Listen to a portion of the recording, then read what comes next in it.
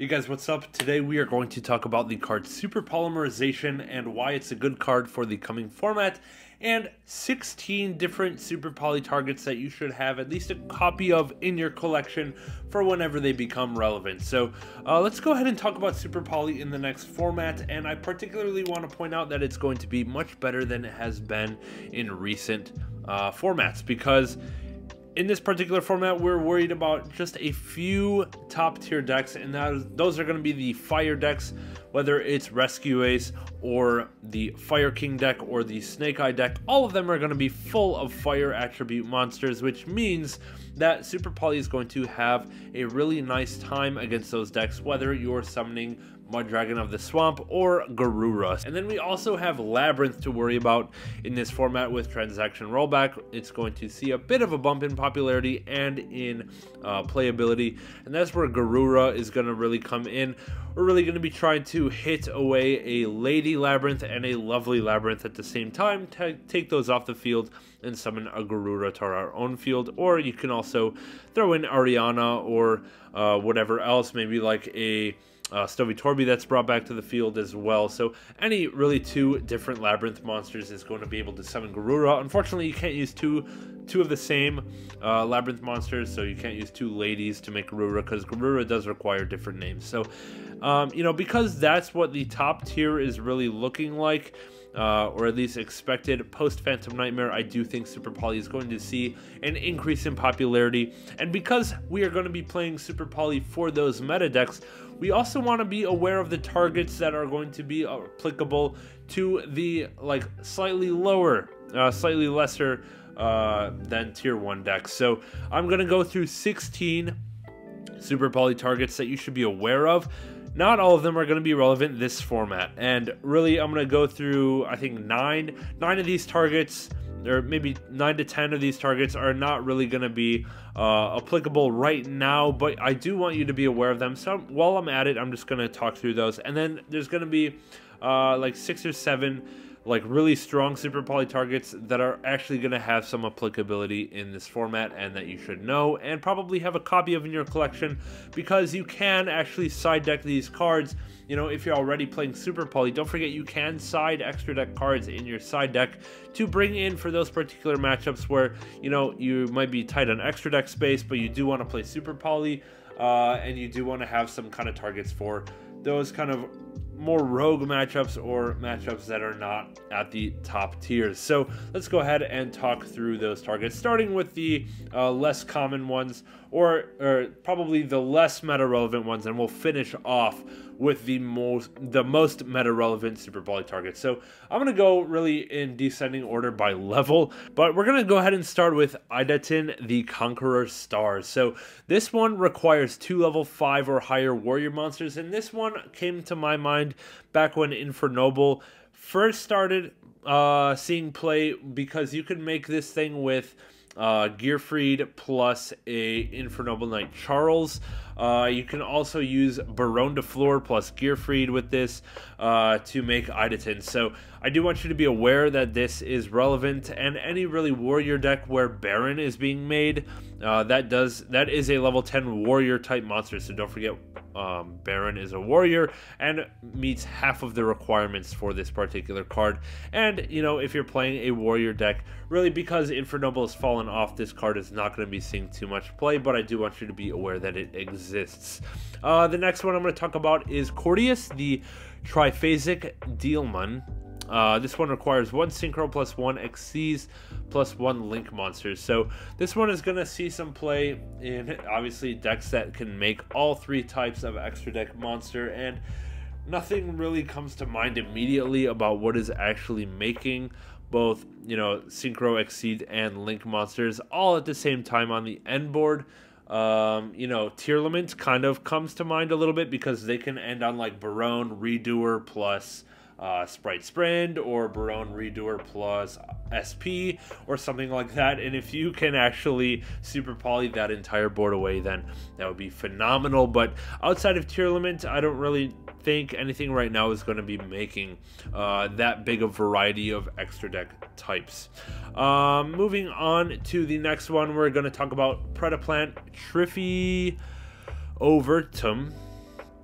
Trivio Veritum. Yeah, this one requires 3 dark monsters on the field. So, I guess Labyrinth can do this. Dragon Link can also put up 3 darks at the same time. Tearlament probably not so much, but it's just a card that you should be aware of, especially when dark decks are at the top of the meta. Right now, of course, it's fire decks at the top of the meta, so if there was one for 3 fire monsters, then we would be in business. But right now, 3 darks is not going to be too common, and there's not too much reason to actually play this card. But you should be aware that it exists and have a copy for when dark monsters eventually do come around to retake the meta, because inevitably it is the best attribute in the game and it will come around and have its time once more. Alright, the next one we're going to talk about is Borreload Furious Dragon. This one takes 2 dark dragon monsters, so whenever Dragon Link is at the top, this card is going to be a prime super poly target that you should be aware of. It's a very cheap card to pick up a copy of because it came in the Rocket Structure deck, I'm pretty sure. So you should be able to pick this one up fairly easily. So yeah, as I said, right now, well, I guess in general, the only time this is really relevant is when dragon decks are at the top. But I guess you could, in theory, summon 2 extra dark dragons, one of them being Bestial Dispatter, and then the other one being, I don't know, Borreload Savage Dragon. So I guess there are generic monsters that are dark dragons that some decks might make, but right now in this particular meta, I don't think it's going to be very popular. So we can just kind of keep this one in the binder for now. Just be aware that it is there. Alright, the next one we're going to talk about is Mysterion the Dragon Crown. This one takes 1 spellcaster plus 1 dragon. What's making this right now? Not a clue. I don't think there's going to be a whole lot of spellcasters summoning. There are the Charmer monsters, so if someone goes into like Dispatter and then summons out Selene and tries to go into an Appaloosa, you can interrupt there, but really there's no reason to main deck this card. Like, we're not going to be running into spellcasters and dragons on end boards all that often, but there may be a time, like these are the two of the most powerful monster types in the game, so there may be a time where spellcasters and dragons do actually mix into one deck. For example, maybe like Dark Magician deck or something like that, where if there's enough support, this card might become relevant. But right now, just keep it in mind.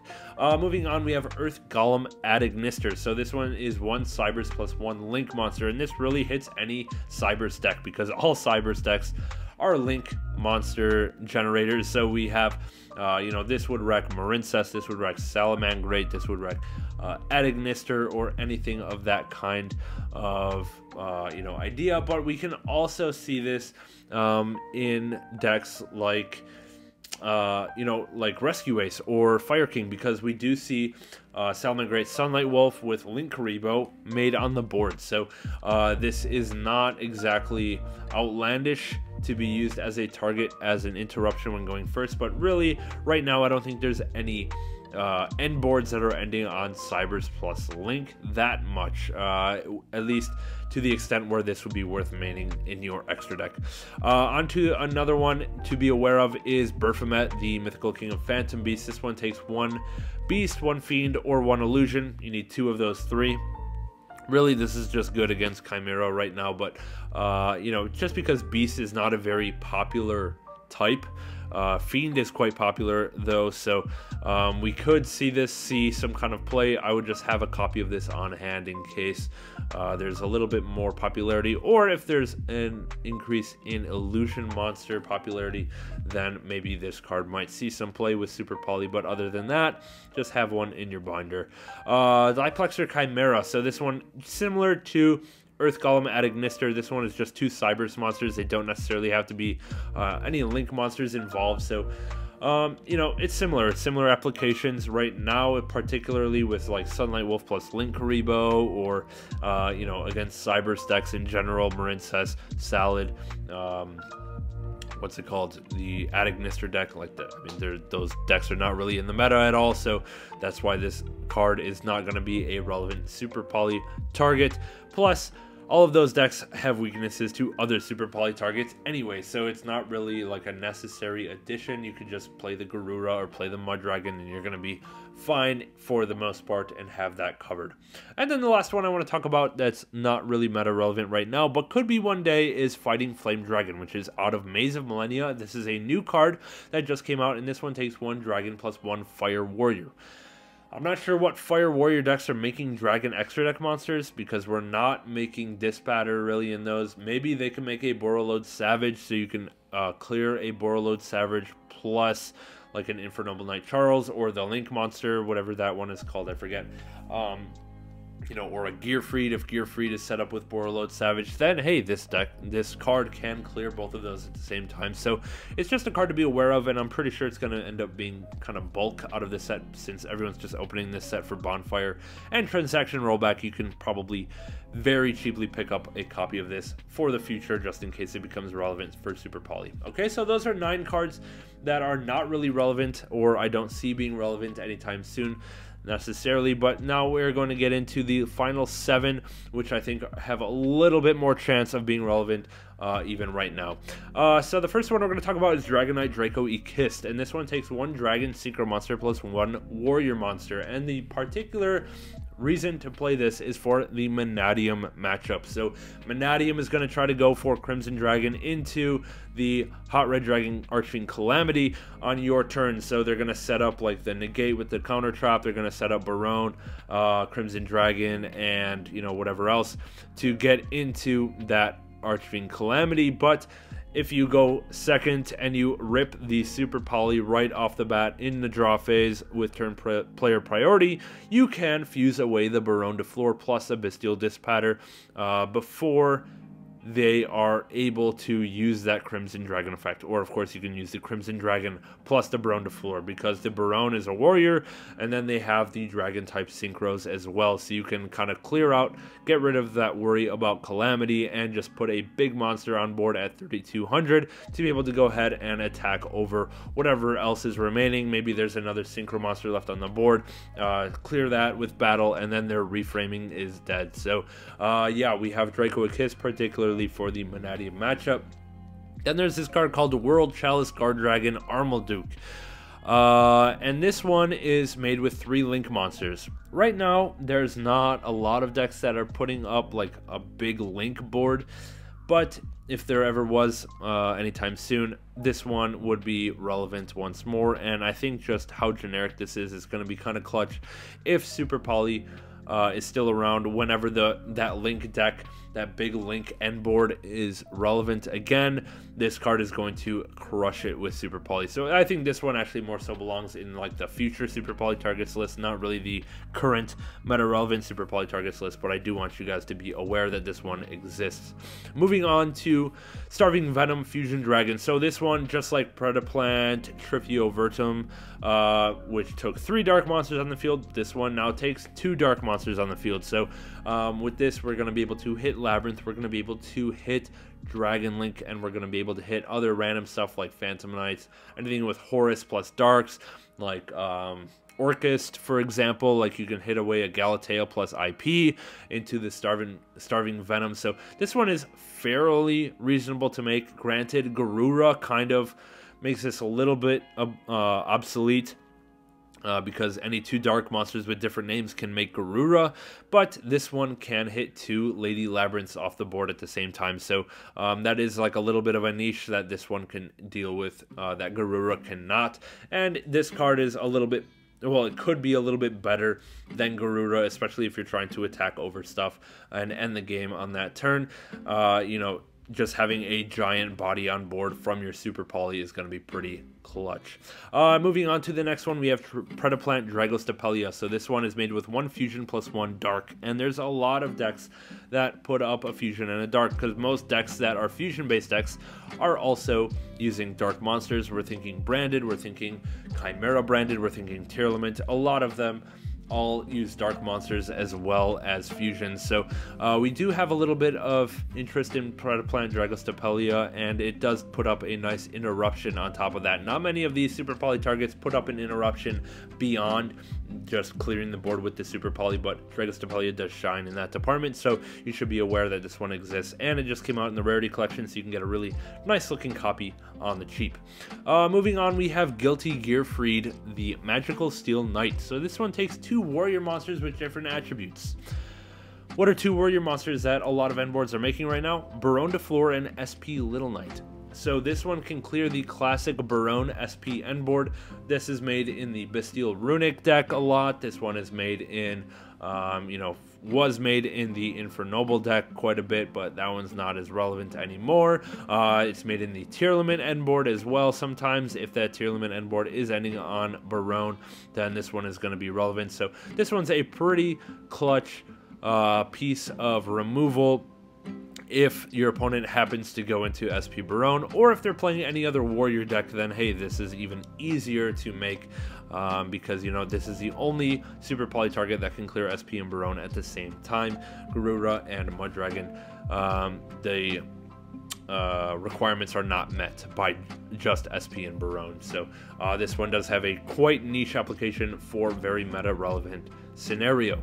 And then on to the last 2, and you already know what they are. It's Garura, Wings of Resonant Life. This one takes 2 monsters with the same type and attribute but different names. So we're thinking here the Rescue Ace deck. Any 2 different Rescue Ace monsters can be cleared for Garura. So if your opponent ends on Hydrant plus Turbulence, you can just clear those immediately for a copy of Garura, and then they have to start burning their spells and traps that they set off of Turbulence to kind of get back to a decent end board. And with this card, you've basically cleared 3 or 4 cards at once off the Rescue Ace end board, so that's going to be pretty nice. And then we also have niche situations of the like Fire King end board or Snake Eye end board, depending on what the particular end board is. Garura can cover that, like Garunix plus Ponix, for example. It's just 2 wing beasts that you can clear with Garura, or yeah, 2 different Snake Eye names or something like that. Can help as well. And whatever Garura does not cover, we have Muddragon of the Swamp to cover. So in those fire matchups, we have 2 monsters with the same attribute but different types, which is the Muddragon requirement. So we have any 2 fire monsters with different types. We have like Kirin plus Garunix, we have Kirin plus I don't know, Salamangreat Sunlight Wolf, for example, that might be left on the end board, or we have Snake Eyes Flamberge Dragon, or a different Snake Eyes name just left on the board with any other Fire King or any other Rescue Ace monster is going to be able to make the Muddragon, because everything is fire, not everything is the same type, but, you know, if it is the same type, we have Garura, and if it's not, we have Muddragon. So that kind of wraps up the relevant Super Poly targets and their applicability in today's meta. And I just want to reiterate that I do think Super Poly is a quality non-engine card to actually main deck this particular format, just because of its quality against the top tier right now. And it's one of the only cards that can stop the Manadium end board from FTKing because of that Dragonite Draco Ekist being able to clear stuff in the draw phase with turn player priority. So I do want you to keep that in mind. Consider picking up a Draco Ekist if you're going to be maining Super Poly and sticking that in your side deck for the Manadium matchup. All right, with that, I'll catch you guys later and have a good one. Leave comments below if there's anything that you think I missed that are good Super Poly targets, and I will try to get back to you on those. Leave a like, subscribe to the channel if you like this kind of content, and we'll see you in the next one.